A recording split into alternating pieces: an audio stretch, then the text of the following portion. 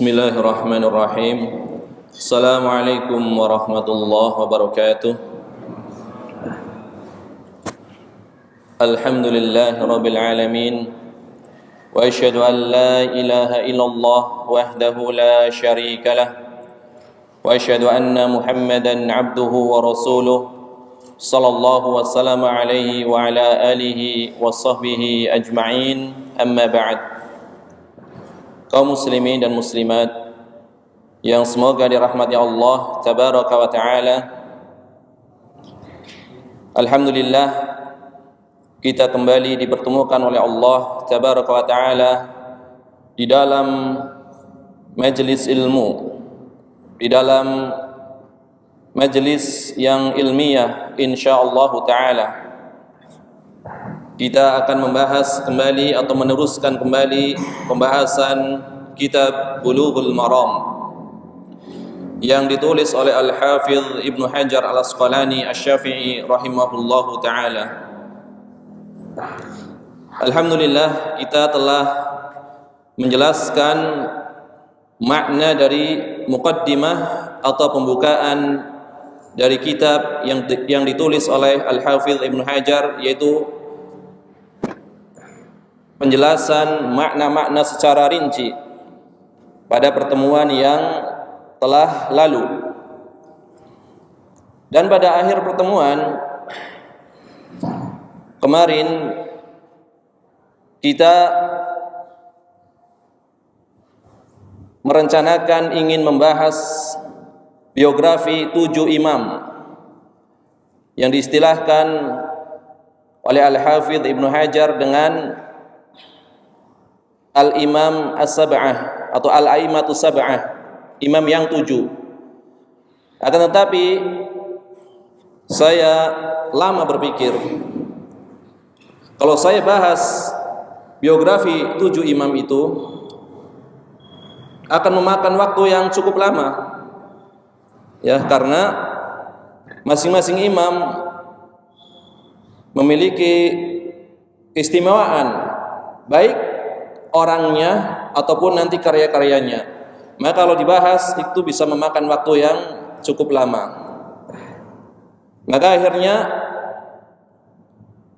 saya di dalam kesempatan kali ini tidak ingin membahas biografi 7 imam, akan tetapi langsung membahas kepada kitab. Adapun yang berkenaan dengan biografi, misalkan yang berkenaan dengan biografi para sahabat yang meriwayatkan hadisnya, atau para tabi'in atau para imam, maka kita akan bahas sedikit nanti di sela-sela pembahasan. Tidak panjang lebar, hanya sekedar ingin mengetahui, ya, biografinya secara ringkas di sela-sela pembahasan. Karena memang maksud atau tujuan utama ditulisnya kitab Bulughul Maram adalah kita mengetahui hukum-hukum atau kandungan dari kitab atau bab-bab yang disusun oleh beliau Al-Hafidh rahimahullahu ta'ala. Maka kita langsung saja masuk ke dalam kitab Bulughul Maram. Qala Al-Hafidh Ibnu Hajar rahimahullahu ta'ala, Al-Hafidh Ibnu Hajar rahimahullahu ta'ala berkata, Kitabut Taharah. Kitab Taharah. Kitab adalah masdar atau kata dasar. Jadi masdar di dalam bahasa Arab adalah kata kerja tapi dibendakan. Kata kerja yang dibendakan. Jadi kitab berasal dari kata kataba yaktubu kitaban, kitabatan wa katsban. Secara lughah kitab maknanya adalah ad-dhammu wal jam'u, yang mengumpulkan atau menggabungkan atau menghimpun. Yang mengumpulkan, menggabungkan atau menghimpun. Itu kitab secara lughah atau secara bahasa. Oleh karena itu orang-orang Arab ketika menyebut sekumpulan kuda, mereka mengatakan katibah. Misalkan saya mengatakan ra'aitu katibatan, aku melihat katibah. Maksudnya aku melihat sekumpulan kuda. Di dalam kata katibah terdapat huruf kaf, ta, dan ba meskipun ada tambahan huruf lainnya. Atau dikatakan untuk menyebut berkumpulnya suatu kabilah. Misalkan dikatakan takattaba banu fulan, bani fulan telah berkumpul. Maka di dalam kalimat atau kata takattaba terdapat huruf kaf, ta, dan ba yang menunjukkan makna berkumpul atau bergabung. Maka setiap kata di dalam bahasa Arab mempunyai keistimewaan. Ya. Misalkan huruf jin sama nun itu menunjukkan sesuatu yang tersembunyi atau tidak terlihat. Dikatakan janun, jin, maka tidak terlihat, alam gaib. Atau janin, di dalam perut, tidak terlihat. Atau jannah, surga, kita belum pernah melihatnya. Jadi masing-masing kata di dalam bahasa Arab yang mewakili makna-makna tertentu. Adapun unsur yang terbentuk dari huruf kaf, ta, dan ba tadi maknanya adalah ad-dhammu wal jam'u, yang mengumpulkan atau menggabungkan. Ini secara lughah. Maksudnya di sini adalah kitab di sini adalah maktubun, yang tertulis. Ai maktubun bil qalam, tertulis dengan pena. Kenapa? Karena kitab disebut juga kata para ulama bagian dari al-masadir as-sayyalah, masdar-masdar yang sifatnya didapati sedikit demi sedikit. Kalau kita lihat kitab adalah susunan dari apa? Susunan dari kalimat. Kalimat susunan dari kata. Kata susunan dari huruf. Jadi dari huruf disusun menjadi kata. Dari kata disusun menjadi kalimat. Dari kalimat menjadi paragraf. Dari paragraf menjadi kitab. Maka terhimpun di dalamnya. Kemudian dikatakan kitab itu adalah suatu nama tentang sejumlah ilmu yang semisal. Kemudian di dalamnya ada bab-bab atau permasalahan-permasalahan. Maka kita dapati para ulama membuka kitab-kitab mereka dengan Kitabut Thaharah misalnya, Kitabul Iman, dan yang selainnya. Sebelum kita masuk ke pembahasan Kitabut Thaharah, para ulama ahli fikih umumnya ketika mereka membahas fikih, mereka membagi fikih menjadi 4 bagian. Adapun yang akan kita bahas adalah kitab hadis ahkam, meskipun bab-babnya adalah berkenaan dengan fikih. Tapi kalau kita kembalikan ke kitab-kitab fikih, mereka membagi fikih menjadi 4 bagian. Bagian yang pertama adalah berkenaan dengan ibadah, rub'ul ibadah, ya, seperempat bagian yang berkaitan dengan ibadah. Karena memang tujuan diciptakannya manusia adalah beribadah kepada Allah. Sebagaimana firman Allah Ta'ala, "Wa ma khalaqtul jinna wal insa illa liya'budun." Tidaklah aku ciptakan jin dan manusia kecuali agar mereka beribadah kepadaku, kata Allah Tabaraka wa Ta'ala. Maka mereka membagi bagian yang pertama adalah bagian ibadah. Di antaranya ada salat, di antaranya ada puasa, siam, di antaranya ada haji. Dan khusus dalam mazhab Hambali ada tambahan, yaitu kitabul jihad. Jihad di dalam mazhab Hambali masuk dalam bab ibadah. Kemudian setelah itu bagian kedua atau seperempat yang kedua adalah muamalat, yang berkaitan dengan muamalat, jual beli dan yang semisalnya. Kemudian setelah itu bagian ketiga adalah munakahat, yang berkaitan dengan pernikahan atau disebut dengan fiqhul usrah, fikih keluarga, dari pembahasan nikah dan seterusnya. Kemudian yang terakhir adalah bagian jinayat, yang berkaitan dengan pidana dan persaksian. Pidana, persaksian, nanti ada hudud, hukum potong tangan dan seterusnya. Itu di bagian akhir. Ini adalah pembahasan di dalam kitab fikih secara umum. Sebagian mazhab yang lain menambahi di ujung atau di akhir pembahasan dengan kitabul jami. Kitab jami, kitab pelengkap. Di antaranya adalah yang ditulis oleh Al-Imam Abdullah Ibn Abi Zaid Al-Qayrawani di dalam kitab beliau Risalah Ibn Abi Zaid Al-Qayrawani di dalam fikih mazhab Maliki. di ujungnya ada Kitabul Jami. Adapun Al-Hafidz Ibnu Hajar, beliau menempuh manhaj atau metode yang ditulis oleh ulama Syafi'iyah, mengurutkan kitab dari Kitabut Thaharah sampai kitab memerdekakan budak atau Ummahatul Aulad. Tetapi beliau juga menutupnya dengan Kitabul Jami. Kitabul Jami, nanti di akhir pembahasan fikihnya beliau menutup kitab ini dengan Kitabul Jami. Hadis-hadis tentang adab, tentang tarhib,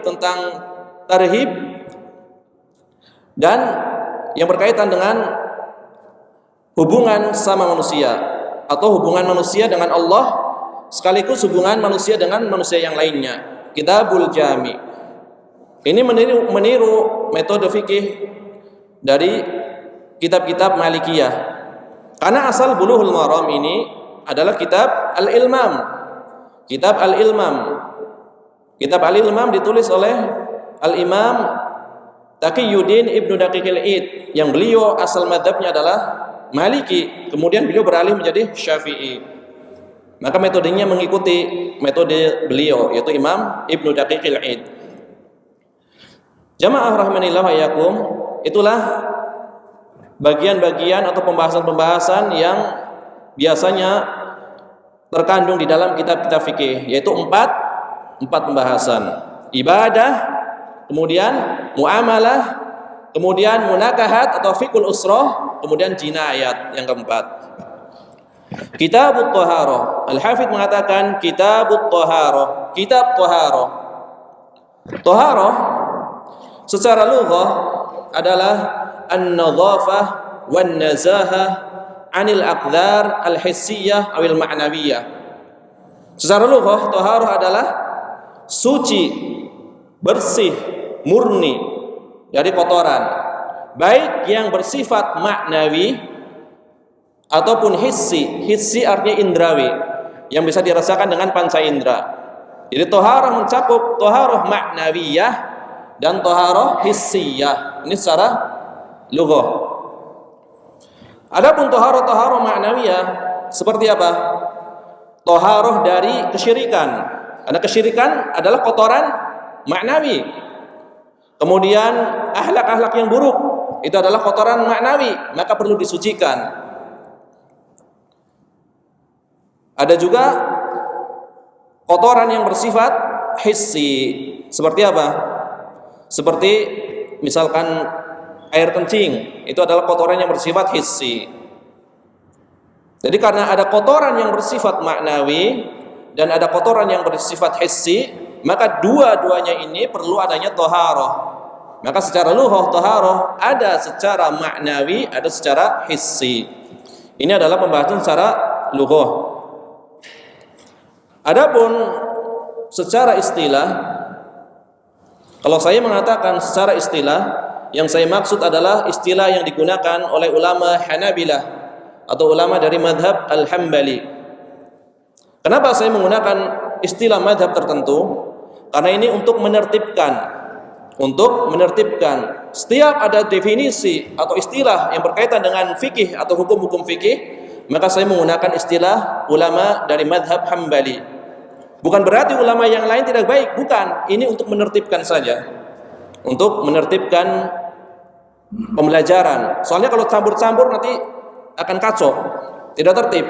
Ketika membahas rukun, misalkan di dalam madhab Hambali ada sekian, di madhab lain ada sekian. Kalau kita campur-campur akan bingung. Maka menggunakan satu istilah madhab untuk memudahkan, ya, bukan dalam rangka ta'assub fanatik, bukan, tetapi untuk apa? Untuk menertibkan. Adapun nanti ketika kita masuk ke pembahasan, kita akan berikan penjelasan ya mengenai madhab Syafi'i, madhab Malik atau yang lainnya. Tapi sekali lagi di dalam masalah istilah saya menggunakan madhab Hambali untuk tertib ilmiah biar lebih terarah pembahasannya. Jamaah rahimanillah wa iyyakum, kita telah mengetahui makna thaharah secara lughah atau secara bahasa. Adapun secara istilah syar'i, thaharah maknanya adalah irtifa'ul hadathi, terangkatnya hadas. Wa ma fi ma'nahu, dan yang semisal atau semakna dengan terangkatnya hadas. wa zawalul khabas, dan hilangnya khabas atau kotoran. Jadi terangkatnya hadas dan yang semakna atau semisal dengan terangkatnya hadas, wa zawalul khabas, dan hilangnya kotoran, wartifa'u hukmi dzalik, dan terangkatnya hukum keduanya, yaitu hukum hadas dan hukum najis atau kotoran. Maka kita akan terangkan satu persatu. Kita menggunakan istilah irtifa'ul hadasi, terangkatnya hadas. Bukan menggunakan istilah raf'ul hadas, mengangkat hadas. Jadi ada terangkatnya hadas, ada mengangkat hadas. Kenapa? Karena kita sedang mendefinisikan toharoh. Karena toharoh secara lughah berasal dari kata tahura yatuhuru toharoh, yang artinya suci, bukan mensucikan. Artinya bersih, bukan membersihkan. Maka tafsir yang tepat untuk toharoh adalah irtifa'u, terangkat. Adapun mengangkat, maka tafsirnya adalah tadhiru, ya, at-tadhir, mengangkat. Maka di sebagian kitab-kitab pengertian toharoh secara istilah biasanya menggunakan raf'ul hadasi wa izalatun najasah, mengangkat hadas dan menghilangkan kotoran. Tapi ulama mazhab Hambali lebih detail, lebih rinci. Mereka menggunakan istilah irtifa'ul hadasi, terangkatnya hadas. Jadi seseorang dalam kondisi belum berwudu, berarti dia sedang berhadas. Karena hadas adalah sifat maknawi yang menempel pada badan, yang menghalangi sahnya sebagian ibadah. Di antaranya adalah sholat, di antaranya adalah tawaf menurut jumhur ulama, di antaranya adalah menyentuh Al-Quran menurut jumhur ulama. Berarti semuanya disyaratkan dengan toharoh. Maka hadas itu adalah sifat yang melekat pada badan, yang menghalangi sahnya sebagian ibadah yang disyaratkan dengan toharoh. Maka irtifa'ul hadasi, terangkatnya hadas, berarti keadaan setelah apa? Setelah bersuci. Mengangkat hadas berarti berwudu. Contohnya, mengangkat hadas kecil. Seorang sedang berwudu, maka dia melakukan proses tathhir, mensucikan. Keadaan setelah wudu, dia dalam kondisi toharoh. Keadaan setelah suci, dia dalam kondisi toharoh. Jadi istilahnya lebih detail. Walaupun nanti kalau dikatakan yang penting sesuatu itu telah diketahui maksudnya. Apabila orang sedang berwudu, maka sedang toharoh, maka itu juga tidak masalah.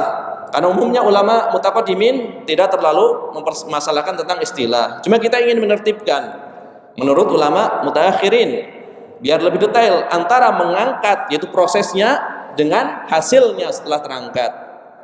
Karena kita sedang menafsirkan toharoh, maka lebih tepat dengan ungkapan irtifa'ul hadasi, terangkatnya hadas. Setelah mandi besar dari junub, maka menjadi toharoh. Kemudian setelah berwudu, ya, karena dia hadas kecil, maka menjadi toharoh keadaannya, terangkatnya hadas. Kemudian beliau melanjutkan, wa ma fi ma'nahu, dan yang semisal dengan terangkatnya hadas. Perbuatan ini tidak mengangkat hadas, tapi disebut juga toharoh. Maka dikatakan wa ma fi ma'nahu, yang semisal dengan terangkatnya hadas. Contohnya apa? Contohnya adalah basuhan kedua di dalam wudu.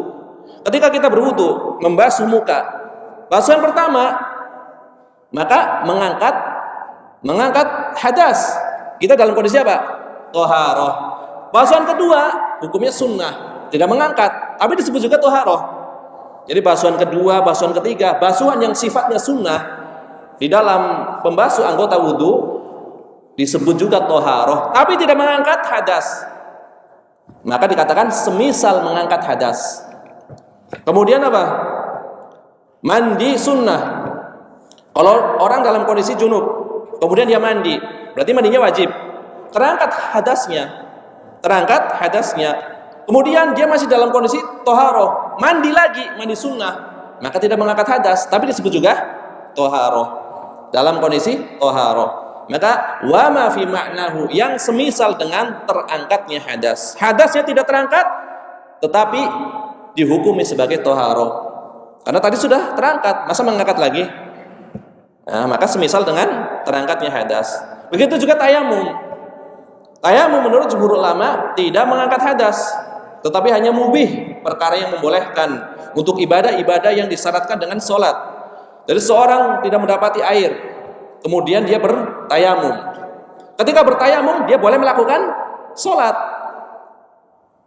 Tetapi tayamum itu menurut jumhur ulama, terutama ulama madzhab Hambali, tidak mengangkat hadas. Buktinya mana tidak mengangkat hadas? Ketika ada air, maka wajib dia menggunakan air. Seorang sholat menggunakan tayamum, belum selesai sholatnya, tiba-tiba dia mendapati ada air, maka wajib dia mengulang sholatnya, ya, setelah berwudu dengan menggunakan air.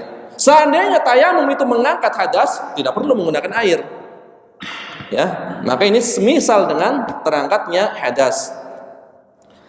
Kemudian wazawalul khabas, hilangnya kotoran atau najis, hilangnya kotoran atau najis. Kalau tadi toharoh istilahnya dengan terangkat atau mengangkat, karena sifat maknawi. Kalau kotoran istilahnya dengan hilang atau menghilangkan najis atau hilangnya najis. Memang kelihatan najis, ya, sifat yang bersifat indrawi, hissi.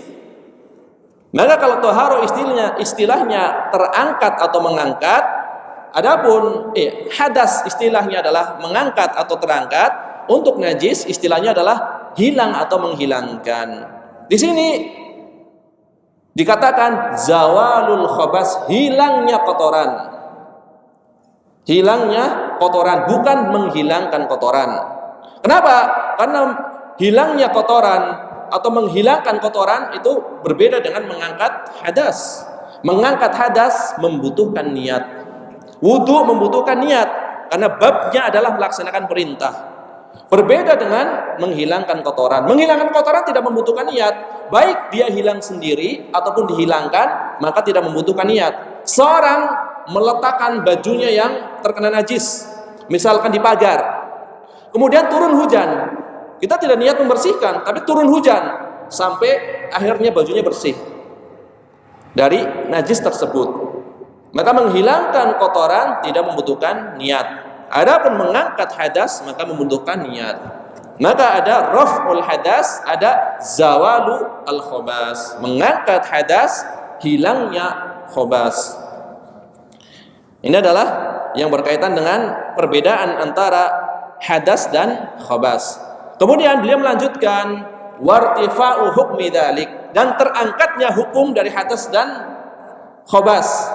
Najisnya masih ada, hadasnya masih ada, tapi hukumnya terangkat. Contohnya apa? Seorang yang melakukan istijmar. Tahu istijmar? Bersuci menggunakan batu. Bersuci menggunakan batu. Kalau seorang bersuci menggunakan batu, kira-kira asarnya atau bekas yang diusap dengan batu masih ada nggak?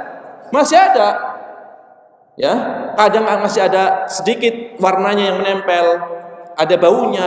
Berarti najisnya secara hakikatnya masih ada nggak? Masih, tapi hukumnya terangkat. Maka ini disebut juga sebagai toharoh. Maka ini istilah ini benar-benar jami' mani. Istilah yang mengumpulkan seluruh definisi toharoh, dan yang tidak ada kaitannya dengan toharoh tidak masuk. Jami' mani. Maka saya ulangi istilah secara lengkapnya. Irtifa'ul hadasi, terangkatnya hadas. Wa ma fi ma'nahu, dan yang semisal atau semakna dengan terangkatnya hadas. Wa zawalul khabas, dan hilangnya khabas atau najis. Wartifa'u hukmi dzalik, dan terangkatnya hukum keduanya, hukum hadas dan hukum khabas. Meskipun hakikatnya hadas dan khabasnya masih ada, tetapi hukumnya terangkat. Ini adalah definisi toharoh secara lughah dan secara istilah. Jamaah rahimanillah wa iyyakum. Al-Hafidz Ibnu Hajar memulai kitabnya dengan Kitabut Thaharah. Ini mengikuti banyak ulama-ulama sebelumnya. Di antaranya Al-Imam Asy-Syafi'i di dalam kitab Al-Um. Beliau memulai kitabnya dengan Kitabut Thaharah. Kemudian ulama-ulama setelahnya juga memulai dengan Kitabut Thaharah. Jumhur ulama memulai pembahasan dengan Kitabut Thaharah. Sebagian ulama, di antaranya adalah Al-Imam Malik rahimahullahu taala, di dalam kitab Al-Muwatta, beliau tidak memulai pembahasan dengan kitabut Thaharah, tetapi beliau memulainya dengan wuqutus salat, tentang waktu-waktu salat. Tidak memulai dengan kitabut Thaharah, tetapi memulainya dengan bab atau kitab wuqutus salat, waktu-waktu salat. Imam Malik rahimahullahu taala. Adapun fuqaha yang lain umumnya memulai kitabnya dengan kitabut Thaharah. Tetapi baik Thaharah ataupun waktu-waktu salat, dua-duanya merupakan syarat diterimanya ibadah yang paling besar setelah apa? Setelah dua kalimat syahadat. Setelah kita mengetahui dua kalimat syahadat, kemudian kita menjalankan konsekuensi yang ada pada syahadat tersebut, maka kita dituntut untuk mempelajari ibadah yang paling besar, yaitu ibadah salat. Ya, karena diurutkan ya rukun Islam dari syahadat kemudian salat. Baik mengetahui waktu-waktu salat ataupun thaharah, dua-duanya adalah merupakan apa? Syarat diterimanya salat. Thaharah adalah syarat diterimanya salat. Maka Nabi sallallahu alaihi wasallam bersabda dalam sebuah hadisnya, la yaqbalullahu salata ahadikum idza ahdatsa hatta yatawadda. Allah Subhanahu wa taala tidak menerima salat salah seorang di antara kalian apabila dia berhadas sampai dia berwudu. Berarti thaharah adalah syarat sah diterimanya salat. Tetapi waktu juga penting. Waktu juga penting. Karena Allah berfirman, "Inna salata kanat 'alal mu'minina kitaban mawquta." Salat adalah kewajiban bagi setiap orang yang beriman yang telah ditentukan waktunya. Jadi salat sebelum waktunya juga tidak sah. Aqimis salata liduluki syamsi ila ghasaqil laili wa qur'anil fajr. Laksanakanlah salat apabila matahari telah tergelincir sampai malam, ila ghasaqil lail wa qur'anil fajr, dan laksanakan Quran fajar, salat subuh. Berarti ditentukan apa? Waktunya. Makanya Al-Hafidh Ibnul Arabi, ada alif lamnya, ada Ibnul Arabi, ada Ibnu Arabi.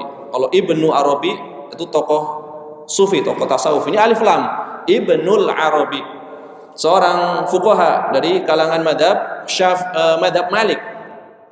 Salah seorang fuqaha dari kalangan madhab Maliki yang disebut sebagai penutup para hufaz di zamannya. Al-Hafidh Al-Qadi Abu Bakar Ibnul Arabi. Dan beliau adalah salah seorang murid dari Al-Imam Al-Ghazali, Imam Ibnul Arabi. Beliau ketika menjelaskan kitab Muwatta Imam Malik, karena beliau mensyarah kitab Muwatta dalam dua kitab. Imam Ibnul Arabi mensyarah Muwatta dalam dua kitab beliau. Kitab yang ringkas namanya adalah kitab Al-Qabas fi syarhi Muwatta'i Al-Imam Malik Ibni Anas, Kitabul Qabas. Yang kedua kitab Al-Masalik fi syarhi Muwatta' Al-Imam Malik, Al-Qabas dan Al-Masalik. Di dua kitab beliau, ketika beliau membahas tentang babu wuqutis salat, bab waktu-waktu salat, maka kata Imam Ibnul Arabi, maka inilah yang lebih tepat, mendahulukan waktu-waktu salat sebelum pembahasan yang lainnya. Ini kata Imam Ibnul Arabi. Karena seseorang ketika dia belum masuk waktu salat, belum ada kewajiban apapun. Belum ada kewajiban apapun untuk melaksanakan salat. Mau salat duhur, belum masuk waktu duhur. Selama belum adzan, antum belum wajib apa? Belum wajib sholat, otomatis belum wajib apa? Belum wajib bersuci. Maka pengetahuan tentang waktu-waktu sholat itu lebih didahulukan, kata beliau. Sedangkan ulama yang lainnya memilih pendapat apa? Thaharah. Karena pembahasan tentang thaharah itu lebih banyak ya daripada pembahasan tentang waktu sholat. Maka kata Imam Ibnul Arabi, lebih didahulukan pembahasan waktu-waktu sholat. Waktu sholat adalah hal yang paling penting. Kita belum wajib sholat sebelum masuk waktunya. Sedangkan untuk toharoh, bisa saja kita toharoh padahal belum waktu sholat. Tetapi ketika masuk waktu sholat, kita tidak disuruh mengulangi toharoh. Maka dari dua perkara ini, ya masing-masing adalah suatu perkara yang sangat penting ya, berkaitan dengan sah atau tidaknya sholat. Maka jumhur ulama memulai dengan kitabut toharoh. Karena Al-Hafidz Ibnu Hajar Al-Asqalani adalah salah satu ulama dari kalangan mazhab Syafi'i, maka beliau mengikuti pendapat Imam Asy-Syafi'i dalam membagi bab-babnya. Itu beliau membuka babnya dengan kitabut toharoh, kitab suci. Biasanya diterjemahkan kitab bersuci. Kitab bersuci. Setelah membawakan kitab, beliau kemudian mengatakan babul miyah. Jadi ada kitab, ada bab. Kitab tadi dikatakan adalah suatu nama untuk sejumlah pembahasan tentang ilmu yang semisal, yang serumpun, yang semisal. Kemudian setelah itu baru dibagi di dalamnya ada bab. Dimulai dari kitab, masih umum. Kemudian ada bab. Di bawah bab nanti ada faslun atau fasal. Biasanya seperti itu. Kitab, bab, baru fasal. Tapi terkadang ada ulama yang menulis tanpa menulis kitab, langsung bab. Babus sholat. Tidak ada kitabus sholat. Atau juga ada yang menulis kitab dan fasal tanpa bab. Kitabut toharoh faslun. Jadi banyak metode para ulama di dalam menuliskan pembagian-pembagian di dalam kitabnya. Adapun Al-Hafidz Ibnu Hajar adalah mengikuti kebanyakan jumhur atau mengikuti pembagian yang dilakukan oleh jumhur ulama, membagi dari kitab baru bab. Maka beliau mengatakan babul miyah, bab air.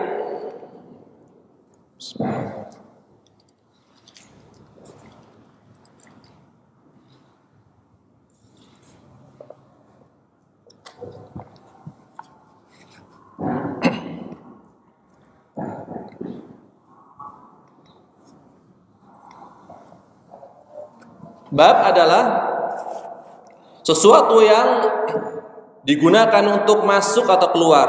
Bahasa sederhananya pintu. Bahasa sederhananya adalah pintu. Jadi suatu ungkapan yang digunakan untuk membahas pembahasan tertentu dari ilmu-ilmu itu adalah bab. Di sini dikatakan babul miyah. Maka di dalam bab ini beliau akan membahas hadis-hadis yang berkaitan dengan air. Yang berkaitan dengan air, karena al-miyahu adalah jamak dari al-ma. Jadi air adalah suatu cairan yang telah kita ketahui. Cairan yang telah kita ketahui itu terbagi atau tidak terbagi? Kenapa di sini dikatakan babul miyah? Bab miyah. Miyah itu air-air kalau diterjemahkan. Padahal air tidak terbilang. Kenapa babul miyah bukan babul ma'i? Babul miyah. Ya walaupun air itu tidak berbilang, tetapi jenis air itu banyak. Jenis airnya itu banyak. Maka disebut jamak dari sisi jenisnya. Dari sisi jenisnya. Maka para fuqaha membagi air itu dengan beberapa pembagian. Pembagian yang pertama berkaitan dengan jumlahnya. Nanti ada air sedikit, ada air banyak, ada air mustabahar. Air sedikit, air banyak, ada air mustabahar, sangat banyak. Jadi ada banyak, ada sangat banyak. Itu dibedakan dalam mazhab Hambali. Air sedikit, air banyak, air yang sangat banyak. Ini dari sisi apa? Jumlahnya. Kemudian dari pembagian yang lainnya adalah berkaitan dengan suci dan tidak sucinya. Maka para ulama, jumhur ulama membagi air menjadi 3 macam. Jumhur ulama membagi air menjadi 3 macam. Nanti ada sebagian ulama yang membagi air menjadi 2 macam. Karena pembagian air pembagian rukun-rukun, pembagian wajib-wajib dalam sholat itu adalah didapatkan dari al-istiqra, bukan dalil langsung dari Nabi Sallallahu Alaihi Wasallam mengatakan jumlahnya sekian-sekian, bukan. Tapi al-istiqra itu apa? Mengumpulkan sejumlah dalil yang sangat banyak kemudian disimpulkan. Mereka berkesimpulan air itu dibagi menjadi 3. Yang pertama adalah air tahur, tahurun. Nanti akan kita terangkan apa itu air tahur. Tulis saja istilahnya. Tahurun. Yang pertama adalah air tahur. Yang kedua, tahirun. Air tahir. Yang ketiga, najisun. Jadi ada tahur, ada tahir, ada najis. Air tahur hukumnya suci mensucikan. Itu hukumnya, bukan definisinya. Air tahur hukumnya adalah suci dan mensucikan. Air tahir hukumnya adalah suci tetapi tidak mensucikan. Air najis jelas tidak boleh kita gunakan, baik untuk adat ataupun ibadah. Ibadah seperti bersuci, adat seperti untuk memasak atau untuk minum, tidak boleh digunakan air najis. Itu secara hukumnya. Karena ulama yang lain ketika membagi air menjadi 3 ini, mereka merinci air itu tidak lepas dari 2 keadaan. Keadaan yang pertama adalah air yang boleh digunakan atau boleh dimanfaatkan. Ini keadaan pertama. Air yang boleh digunakan atau dimanfaatkan. Ini keadaan yang pertama. Keadaan kedua, air yang tidak boleh digunakan. Jadi ada 2 keadaan, air yang boleh digunakan dan air yang tidak boleh digunakan. Adapun keadaan pertama tadi, air yang boleh digunakan ada kalanya boleh digunakan untuk bersuci. Maka namanya air tahur. Air yang boleh digunakan ada kalanya tidak boleh digunakan untuk bersuci. Namanya tahir. Adapun air yang tidak boleh digunakan adalah air najis. Ini kalau dibagi menjadi 2. Jadi khilaf lafzi saja, khilaf secara lafaz, ujung-ujungnya sama.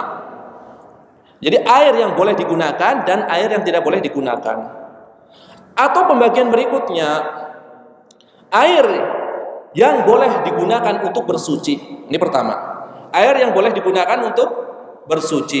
Yang kedua, air yang tidak boleh digunakan untuk bersuci.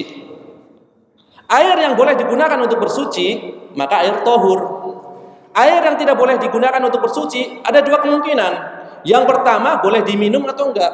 Kalau boleh diminum, tetapi tidak boleh digunakan untuk bersuci, berarti air tahir. Kalau tidak boleh diminum, berarti air najis. Jadi mau dibagi berapapun, ujung-ujungnya kembali kepada 3 pembagian. Boleh digunakan, tidak boleh digunakan. Ketemunya 3. Boleh bersuci, tidak boleh digunakan untuk bersuci. Ketemunya 3. Tahur, tahir, dan najis. Jadi masalah istilah mau dibagi 3, mau dibagi 4, mau dibagi 2, ujung-ujungnya nggak akan keluar dari pembahasan yang telah didapatkan dari dalil-dalil istiqra. Jadi tidak perlu mempermasalahkan. Sebagian mengatakan air dibagi 2, suci dan najis. Seperti itu, suci dan najis. Suci mensucikan dan najis. Kalau nggak najis berarti suci mensucikan. Kemudian mereka mengatakan, bagaimana dengan air kopi? Air kopi namanya sudah berubah. Namanya sudah menjadi kopi, jadi bukan air lagi. Jadi jangan sampai nanya, kalau begitu selain najis suci, berarti air kopi bisa digunakan untuk bersuci. Bukan seperti itu. Karena air kopi namanya sudah berubah. Maksudnya kalau namanya masih air, itu bisa digunakan untuk bersuci. Bagi yang membagi air menjadi 2. Jadi sekali lagi inilah pembagian khilaf secara lafzi, secara lafaz. Jadi tidak perlu dipermasalahkan. Tadi kita sudah mengetahui hukumnya. Tahur, suci mensucikan. Tahir, suci zatnya tapi tidak bisa mensucikan. Najis jelas tidak bisa digunakan baik untuk ibadah ataupun adat.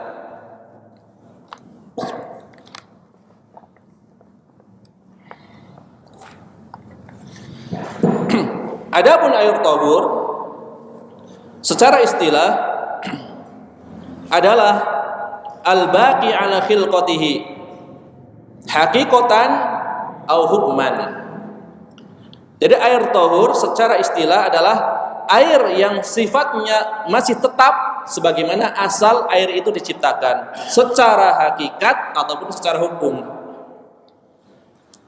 Air tahur, air yang sifatnya masih tetap sebagaimana asal air tersebut diciptakan, baik secara hakikat ataupun secara hukum.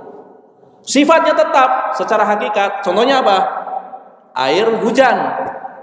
Ketika air hujan diturunkan, sifatnya apa? Rasanya apa? Tawar, belum berubah. Ini berarti secara hakikat masih tahur. Wa anzalna minas sama'i ma'an tahuron. Kami turunkan dari awan. Sama maknanya di sini adalah awan. Karena untuk sesuatu yang tinggi biasanya disebutnya sama. Bahkan dalam bahasa Indonesia ketika menyebut atap, langit-langit. Jadi sama di sini maknanya adalah awan. Kami turunkan air hujan dari awan. Air tahur, tahuron, ma'an tahuron. Berarti istilah syar'i tahur di sini. Sifatnya masih sebagaimana asal diciptakan. Masih apa? Masih tawar. Air laut, al-baqi ala hilqatihi, secara hakikatnya masih sebagaimana diciptakan. Rasanya apa? Asin, tapi disebut juga air tahur. Nanti hadis pertama, wa tahuru ma'uhu, airnya tahur. Nanti di hadis yang pertama. Berarti air laut sifatnya belum berubah. Memang dari asalnya adalah asin. Suci mensucikan hukumnya. Al-baqi ala khilqatihi haqiqatan. Jadi sudah diketahui yang makna hakikat. Memang hakikatnya belum berubah. Air sumur masih tawar, air mata air juga masih tawar, air sungai juga masih tawar. Secara hakikatnya adalah sebagaimana awal air tersebut diciptakan oleh Allah Tabaraka wa Ta'ala. Au hukman, atau secara hukum. Jadi hukumnya ini masih tahur, padahal hakikatnya telah berubah. Hukumnya ini masih tahur, padahal hakikatnya sudah berubah. Contohnya apa? Air tawar dimasukkan dalam ember. Kemudian air tersebut kita masuki kapur barus.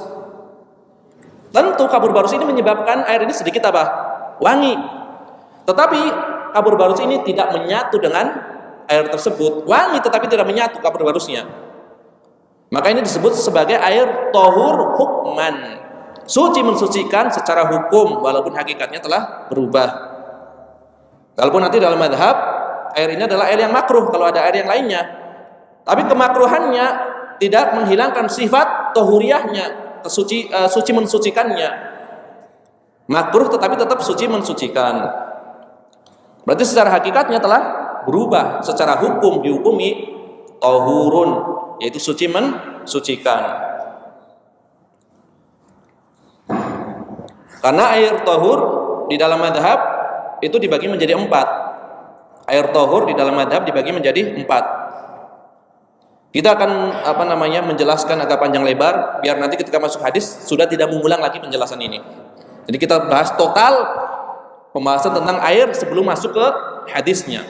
Karena di hadisnya nanti lebih dominan ke fawaid, faidah-faidah yang bisa diambil dari hadis.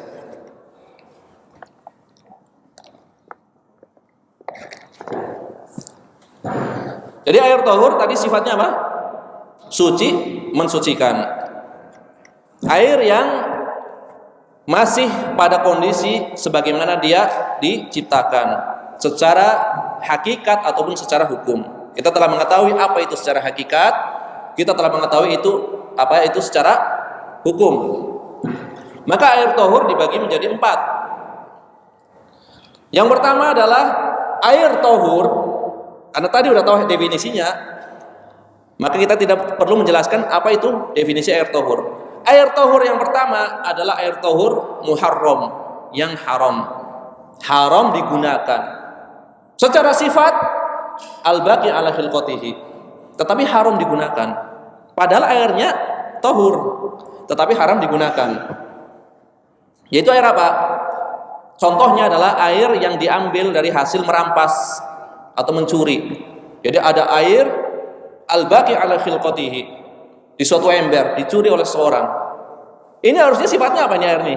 Suci mensucikan. Tapi karena air ini dapatkan dari hasil mencuri, maka menjadi haram digunakan. Ini contohnya. Ini adalah air yang pertama, air tohur yang pertama, air tohur yang sifatnya haram. Yang kedua adalah air tohur tetapi makruh. Air tohur tetapi makruh. Di antaranya adalah air tohur yang tercampur dengan sesuatu yang suci, bukan yang tercampur, yang berubah karena sesuatu yang suci, tapi sesuatu yang suci itu tidak larut. Contohnya apa tadi? Kapur barus. Contoh lagi adalah air yang kemasukan minyak. Tentu minyak dengan air tidak bersatu, cuma merubah sebagian sifatnya. Maka ini disebut air tohur tetapi makruh dalam madhab. Atau air yang sangat panas. Oh, ini sangat panas. Tentu suci mensucikan, tetapi makruh. Atau air yang sangat dingin, suci mensucikan, tetapi makruh. Ini adalah air tohur yang kedua. Air tohur yang ketiga adalah air yang hanya bisa digunakan untuk mengangkat hadas wanita, tetapi tidak bisa mengangkat hadas laki-laki yang telah balik. Ini yang ketiga ini adalah mufrodat dalam mazhab Hambali, pendapat menyendiri di dalam mazhab Hambali. Adapun mazhab jumhur ulama tidak ada air yang jenis ketiga ini. Dalam mazhab Hambali, mufrodat mazhab Hambali ada air yang hanya bisa digunakan untuk mengangkat hadasnya wanita, tetapi tidak bisa mengangkat hadasnya laki-laki dewasa. Yaitu air yang digunakan untuk berkholwat oleh wanita. Syarat pertamanya berkholwat, berarti menyendiri, tidak ada yang melihat. Seorang wanita masuk ke dalam kamar mandi misalkan, dia berwudu, berarti berkholwat.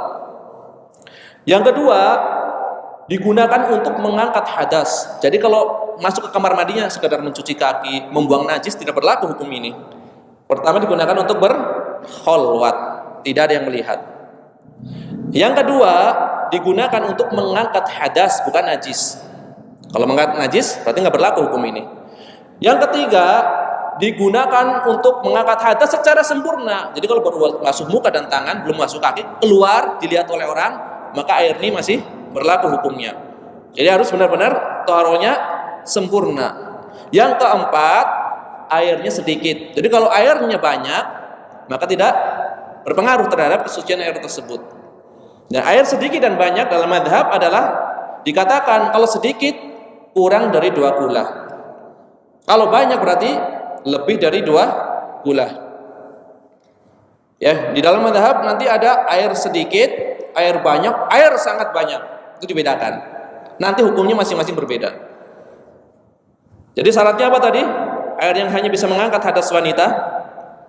Air pertama syaratnya digunakan untuk berkholwat, digunakan untuk mengangkat hadas, digunakan untuk mengangkat hadas secara sempurna, bukan sebagian. Yang keempat, jumlah airnya sedikit. Nah, jumlah airnya sedikit. Maka ini di dalam mazhab Hambali adalah airnya tohur khusus untuk wanita, tidak bisa digunakan untuk mengangkat hadas laki-laki. Ini adalah mufrodat, pendapat menyendiri di dalam mazhab Hambali. Tetapi perlu diketahui berkaitan dengan mufrodat ini, pendapat menyendiri di dalam mazhab Hambali, terkadang mufrodat itu, pendapat menyendiri itu adalah pendapat mayoritas para sahabat di zamannya. Tetapi ketika di zaman Imam Ahmad menjadi pendapat menyendiri. Jadi terkadang mufrodat ini di zaman sahabat ini adalah pendapat kebanyakan sahabat. Tetapi di zaman Imam Ahmad, di dalam zaman Imam Syafi'i menjadi pendapat yang menyendiri. Jadi tidak ada satupun pendapat Imam Ahmad kecuali ada salafnya dari kalangan sahabat. Di antaranya adalah hadis Abdullah bin Sirjis. Jika engkau berwudu, maka engkau berwudu di sini dan di sini. Wudu bareng. Adapun apabila air ini digunakan untuk berkholwat oleh wanita, maka jangan kalian dekati. Kata Abdullah bin Sirjis, seorang sahabat. Dan pendapat ini diikuti oleh banyak sahabat. Dari di zaman sahabat pendapat ini adalah pendapat kebanyakan sahabat. Tetapi di zaman Imam Ahmad bin Hanbal, ini adalah pendapat mufrodat, menyendiri. Pendapat yang menyendiri. Jadi salatnya adalah ada berapa tadi? Digunakan untuk berkhalwat ya oleh seorang wanita yang baligh untuk mengangkat hadas secara sempurna, kemudian airnya sedikit. Itu. Jadi kalau yang mengangkat yang menggunakan air ini adalah wanita yang belum baligh, nggak berlaku. Karena syaratnya adalah wanita yang berkhalwat. Ini adalah sekali lagi mufradat madhab Hambali. Dan antum nggak harus ngikutin ini. Ini hanya sebagai apa? Sebagai sakofa aja. Ternyata di dalam madhab Hambali ada air yang hanya bisa digunakan untuk mengangkat hadas wanita saja. Kemudian yang keempat adalah air tohur yang boleh digunakan secara mutlak, tidak makruh, tidak haram. Jadi itu adalah air sebagaimana asalnya, itu al-baqi ala khilqatihi.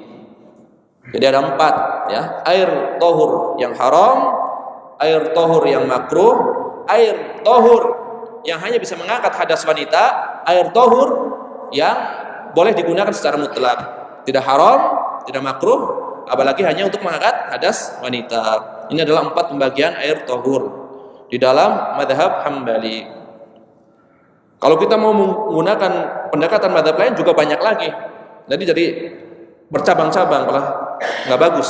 Maka kita satu madhab dulu. Adapun ini secara tafakuh ya, mempelajari fikih dengan satu madhab itu bagus. Adapun amal nanti beda lagi pembahasannya.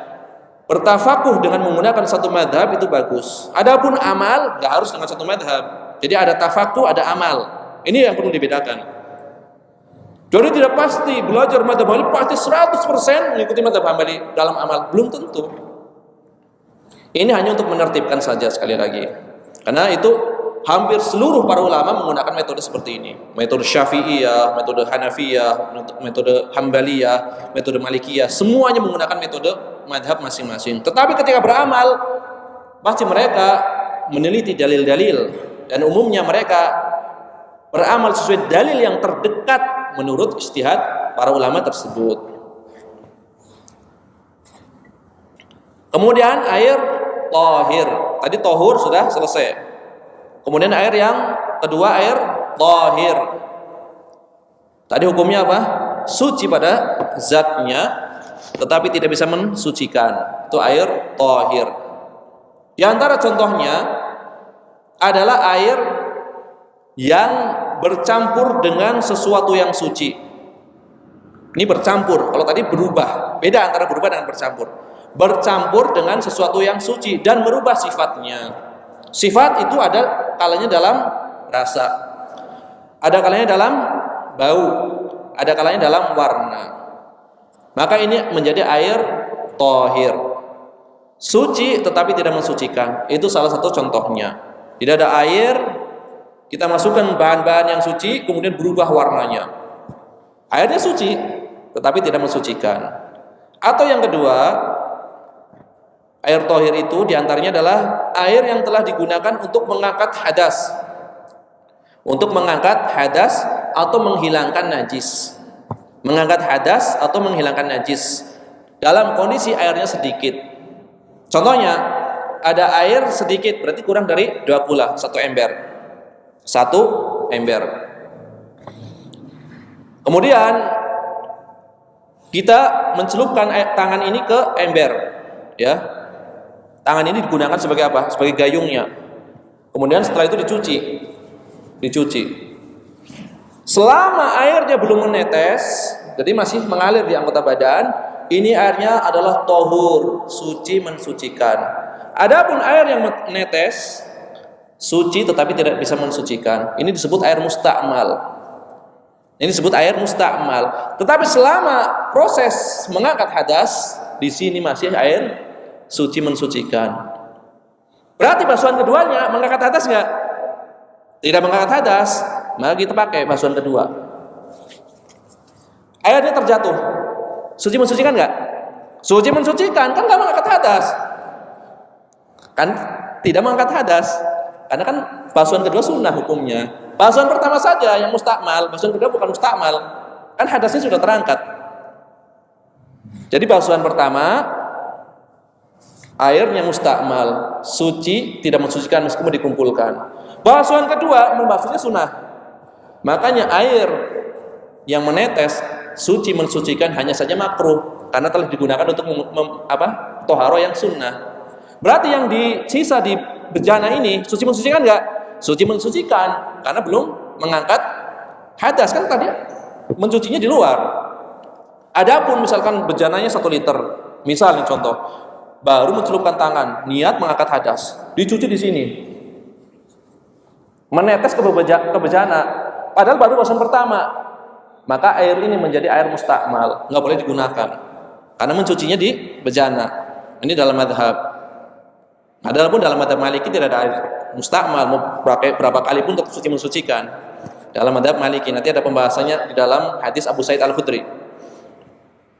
Jadi banyak salah paham tentang air mustakmal. Jadi ada orang misalkan ada air sedikit, jangan pakai untuk dikobok, itu jadi mustakmal. Belum tentu, emang mau mengangkat hadas. Saya mau mencuci tangan untuk makan, bukan untuk mengangkat hadas, nggak jadi mustakmal. Nggak jadi mustakmal. Mustakmal itu untuk mengangkat hadas. Nah ini perlu diluruskan. Ada padasan, tahu padasan? Tempat air itu yang biasa gunakan buat berwudu.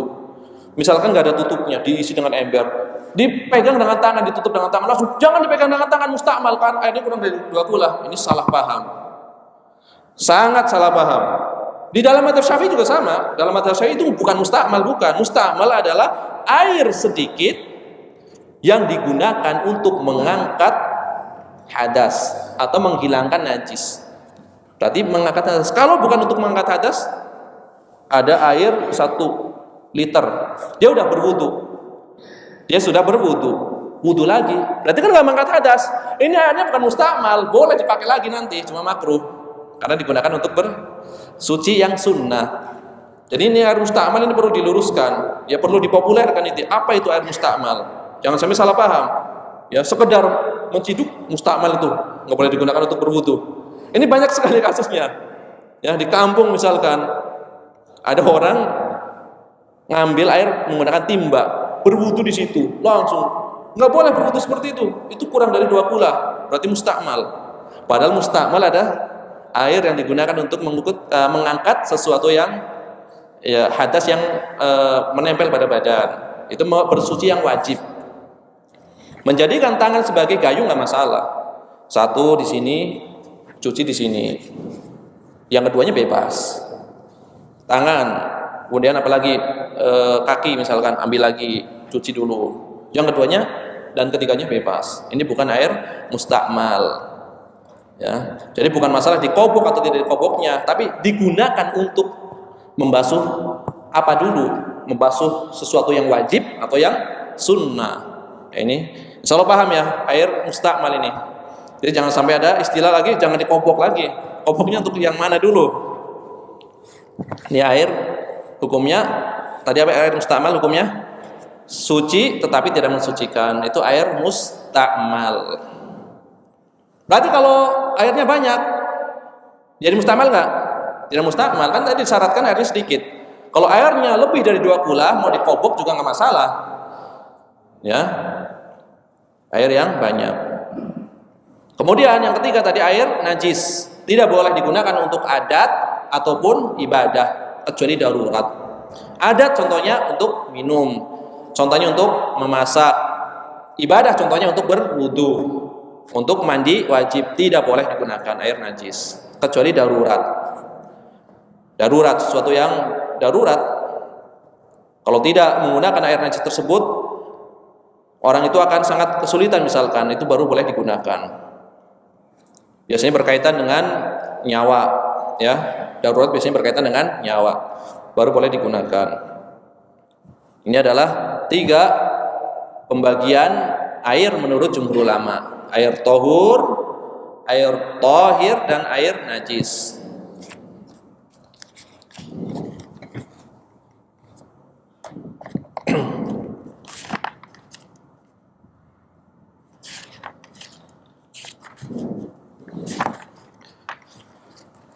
Maka marilah kita membaca hadis yang pertama. Kita akan baca hadisnya, kemudian penjelasan rincinya atau faidah-faidahnya insya Allah kita akan bahas pada pertemuan berikutnya. Hadis yang pertama, An Abi Hurairah radhiyallahu anhu qala, dari Abu Hurairah radhiyallahu anhu, dia berkata, qala Rasulullah sallallahu alaihi wasallam fil bahr. Rasulullah sallallahu alaihi wasallam bersabda tentang laut. Huwa at-tahuru ma'uhu al-hillu maitatuhu. Air laut itu adalah tahur dan bangkainya pun halal. Jadi untuk kedepannya tahur nggak akan saya terjemahkan. Nggak akan saya terjemahkan air laut itu adalah suci mensucikan. Nggak, itu hukumnya. Karena kita sudah mengetahui air tahur itu apa. Jadi nanti tidak akan diterjemahkan. Makanya saya tadi bahas panjang lebar biar kedepannya tahur itu nggak saya terjemahkan. Air laut itu adalah tahur. Bangkainya halal. Akhrajahul arba'ah. Hadis ini diriwayatkan oleh 4 imam. Siapa 4 imam? Menurut istilah Al-Hafidz Ibnu Hajar, penulis kitab Sunan. Itu Imam Abu Dawud, Imam An-Nasai, Imam At-Tirmidzi dan Ibnu Majah menggunakan huruf H. Karena banyak yang keliru menggunakan tamar butoh. Ibnu Majah menggunakan tamar butoh, yang betul menggunakan huruf H. Ibnu Majah. Wa Ibnu Abi Syaibah. Dan diriwayatkan pula oleh Imam Ibnu Abi Syaibah. Abu Bakar Ibnu Abi Syaibah, salah seorang guru dari Imam Muslim, punya kitab namanya kitab Musannaf Ibnu Abi Syaibah. Wal lafdzu lahu, dan ini adalah lafaz dari Imam Ibnu Abi Syaibah menurut Al-Hafidz, walaupun keliru, nanti akan kita bahas. Wal lafdzu lahu, dan lafaz Ibnu Abi Syaibah menurut Al-Hafidz rahimahullah taala. Wa sahahu Ibnu Huzaimah, dan disahihkan oleh Imam Ibnu Huzaimah. Wa Tirmidzi. Demikian juga oleh Imam At-Tirmidzi. Dalam sebagian naskah ini tidak tamat, naskah yang ada tambahan dari penulisnya. Kalau naskah yang dari Al-Hafidz Ibnu Hajar seperti ini, sampai Tirmidzi saja. Tapi naskah yang lain, bahkan ini dicetak, entah penerbit Timur Tengah, Mesir atau Saudi sebagian juga mencetak naskah yang ada tambahannya. Di tambahannya disebutkan warawahu Malik, diriwayatkan pula oleh Imam Malik, wa Syafi'i, diriwayatkan pula oleh Imam Asy-Syafi'i, wa Ahmad, diriwayatkan pula oleh Imam Ahmad. Malik di dalam Al-Muwatta, Syafi'i di dalam kitab Ahmad di dalam kitab Musnad. Ini cetakan yang lain. Bahkan sebagian diterjemahkan ke dalam bahasa Indonesia. Tapi sekali lagi ini adalah bukan mushaf, bukan naskah yang muktamad, bukan naskah yang ditulis oleh Al-Hafidz langsung ataupun yang disalin kemudian disetorkan kepada Al-Hafidz, bukan. Adapun naskah yang benar seperti ini. Sampai At-Tirmidzi. Jadi kalau antum nanti baca di syarah, di kitab syarah penjelasan hadis atau di kitab hadisnya langsung tanpa syarah yang ada naskah tambahan, maka itu bukan naskah yang muktamad, bukan dari tulisan Al-Hafidz. Ini telah diteliti oleh para ulama. Jadi ini adalah terjemahan hadisnya secara global. Yang Nabi SAW mengatakan air laut itu tahur, bangkainya pun halal. Sebenarnya hadis ini itu adalah hadis yang lebih panjang daripada ini. Karena diantara kebiasaan Al-Hafidz di dalam kitab Bulughul Maram itu menyingkat riwayat. Menyingkat riwayat. Karena yang dimaui oleh Al-Hafidz adalah inti dari hukumnya. Jadi hadis ini itu adalah hadis yang lebih panjang. Yaitu asalnya ada seorang laki-laki dari kalangan sahabat bertanya kepada Nabi sallallahu alaihi wasallam. Kemudian laki-laki tersebut ketika bertanya dilihat oleh Abu Hurairah. Seakan-akan Nabi bersabda kepada siapa? Abu Hurairah. Kan di situ disebutkan an Abi Hurairah. Yang mananya aku meriwayatkan dari Abu Hurairah. Seakan-akan Abu Hurairah yang mendengar sabda Nabi langsung. Padahal bukan. Seorang laki-laki bertanya kepada Nabi. Ya, insya Allah nanti akan kita bahas riwayat secara lengkap pada pertemuan yang akan datang. Jadi ini adalah terjemahan hadisnya secara global. Air laut itu tahur, bangkainya suci. Nanti akan kita terangkan dari depan siapa Abu Hurairah. Kemudian makna mana kalimat, baru fawaid. Ini adalah metode para ulama. Dari rawinya dibahas sedikit. Dari kalimat yang asing dibahas sedikit. Kemudian makna secara global, baru faidah apa yang bisa diambil dari hadis. Ini cara mensarah hadis. Jadi mensarah kitab hadis beda dengan menjelaskan kitab fikih. Jadi beda metode. Jangan samakan mensarah kitab hadis dengan mensarah kitab fikih. Fikih adalah pembahasannya permasalahan, baru dalilnya, baru taklilnya, alasan-alasan atau sebab-sebab hukumnya, baru gambaran permasalahannya, baru tarjihnya. Itu biasanya gitu masuk kitab fikih. Kalau hadis enggak, hadisnya dulu, lafaz hadisnya, kemudian baru kandungannya, dibalik. Makanya tidak mungkin kita mensarah hadis Bulughul Maram hanya membawakan satu madhab, mustahil. Mustahil mensarah Bulughul Maram hanya membawakan satu madhab. Kenapa? Karena memang walaupun Al-Hafidz Ibnu Hajar adalah bermadhab Syafi'i, tetapi kitab Bulughul Maram ini hadisnya dipakai sebagai dalil oleh seluruh madhab. Sebagai contoh, di dalam kitab Bulughul Maram ketika membahas tentang kunut, saya contohkan kunut biar gampang, contoh yang populer. Di dalam pembahasan tentang kunut, beliau membawakan hadis tentang bid'ahnya kunut subuh. Di dalam kitab ini, beliau membawakan sunnahnya kunut subuh terus menerus. Bertentangan nggak? Bertentangan.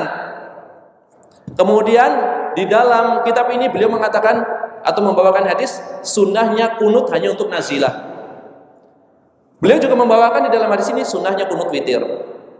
Jadi dipakai oleh seluruh madhab. Kalau kita membawakan hanya satu madhab, maka nanti bagaimana menjelaskan hadis yang bertentangan dengan madhab tersebut? Artinya kita tetap bahas gitu. Walaupun nanti saya katakan usul yang saya pakai untuk menertibkan tadi menggunakan istilah ulama Hambali. Sekali lagi ada untuk tertibnya. Adapun ketika masuk ke pembahasan, tentu kita akan membahas karena hadis ini digunakan untuk madhab Hambali. Ini untuk madhab Hanafi. Seakan-akan bertentangan. Maka kita akan bahas menurut metode para ulama. Jadi beda metode menjelaskan hadis dengan menjelaskan kitab fikih. Kalau misalkan saya mengajarkan fikih Hambali dari awal sampai akhir lempeng fikih Hambali, tentu lebih mudah.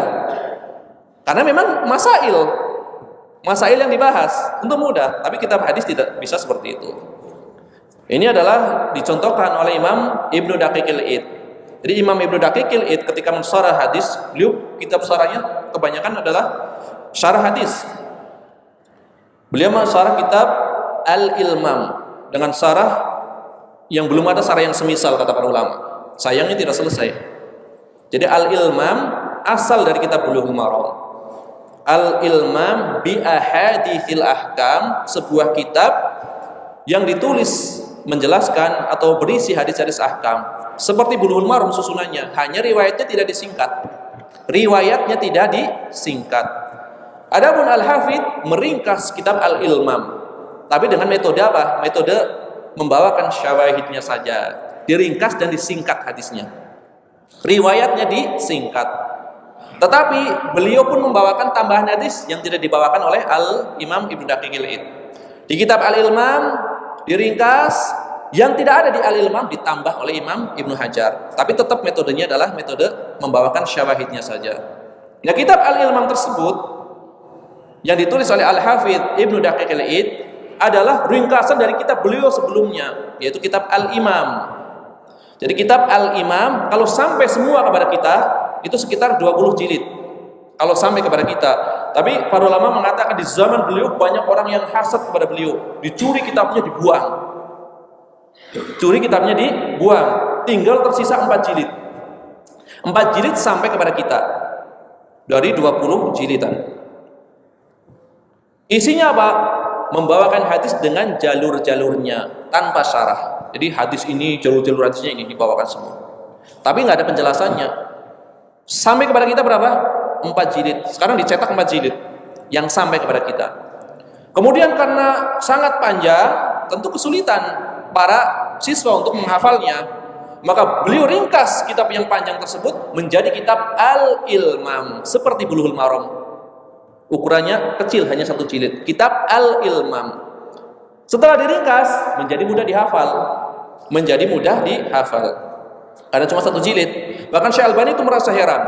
Syekh Albani itu merasa heran. Saya heran dengan para pensyarah. Kenapa semuanya mensyarahnya Bulughul Maram? Padahal kitab Al-Ilmam lebih sahih. Karena kata Imam Ibnu Daqiqil Id, aku tidak membawakan riwayat di dalam kitab ini kecuali kitab ini adalah sabit, itu sanadnya sahih dari Rasulullah sallallahu alaihi wasallam. Kata Syekh Al-Albani, aku heran. Padahal kitab Al-Ilmam dari segi kualitas kesahihannya lebih sahih daripada kitab Bulughul Maram. Tapi kembali lagi kepada keberkahan dari penulisnya. Rahimahullah taala. Nah, ketika kitab Al-Ilmam ini mudah dihafal, tentu butuh apa? Butuh penjelasan. Maka beliau Al-Imam Ibnu Daqiqil Id menjelaskan kitab beliau sendiri dengan nama kitab Syarhul Ilmam. Syarhul Ilmam bi Ahaditsil Ahkam. Beliau menjelaskan dengan panjang lebar. Metodenya seperti tadi, menjelaskan rawinya. Jadi satu hadis ini, contohnya hadis Abu Hurairah, beliau jelaskan. Pertama dari rawinya, siapa itu Abu Hurairah, panjang lebar. Poin kedua tentang ilmu lughahnya. Poin ketiga tentang ilmu yang lainnya, sampai 6 poin membahas ilmu khusus. Di poin ketujuh baru beliau membawakan faidahnya. 1, 2, 3, 4, 5, 6 ilmu dalam masing-masing cabangnya. Di bagian ketujuh dari hadis ini bisa diambil kesimpulan berapa? Di kitab Thaharah, di hadis Abu Hurairah, hadis pertama, beliau membawakan 51 faidah. Membawakan 51 faidah dari hadis Abu Hurairah. Tentu kita tidak akan 51, paling 10 atau 11.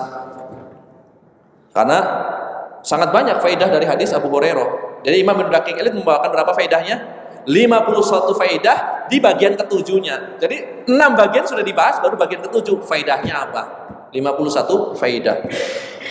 Yang lebih menakjubkan lagi di kitab Al-Ilmam, Syarah Al-Ilmam, ketika beliau membahas hadis Bara, ya, Al-Bara bin Asib, tentang hadis yang bunyinya Allah memerintahkan 7 perkara dan melarang dari 7 perkara. Hadisnya enggak panjang. Imam Ibnu Daqiqil Id membawakan 400 faidah. Satu hadis berapa? 400 faidah. Hadis Bara bin Asib di kitab Syarah Al-Ilmam. Makanya beliau baru sempat mensyarah 5 jilid, keburu meninggal.